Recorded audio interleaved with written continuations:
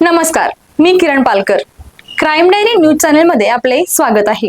पाहूयात आजच्या ताज्या बातम्या. शिरोली MIDC परिसरात घरगुती वापराचा गॅस सिलेंडरची बेकायदेशीर वाहतूक व विक्री करणाऱ्या रॅकेटवर स्थानिक गुन्हे अन्वेषण शाखेने धडक कारवाई करत 3,20,200 रुपयांचा मुद्देमाल जप्त केला. या कारवाईत 4 किलो क्षमतेच्या 38 गॅस टाक्या तसेच वाहतुकीसाठी वापरण्यात येणारे मालवाहू टेम्पो हस्तगत करण्यात आला. पोलीस अधीक्षक निलोत्पर यांनी जिल्ह्यातील अवैध गॅस विक्री आणि सट्टेबाजी विरोधात कठोर कारवाईचे आदेश दिल्यानंतर स्थानिक गुन्हे अन्वेषण शाखेचे पोलीस निरीक्षक सुशांत चव्हाण यांच्या मार्गदर्शनाखाली विशेष पथक कार्यरत होते. सहाय्यक पोलीस निरीक्षक सागर वाघ यांच्या पथकाला मिळालेल्या गोपनीय माहितीनुसार शिरोली MIDCतील रिक्षा व टेम्पो असोसिएशन चौक परिसरात मालवाहतूक टेम्पोमधून गॅस टाक्यांची विक्री होण्यात असल्याचे समजले.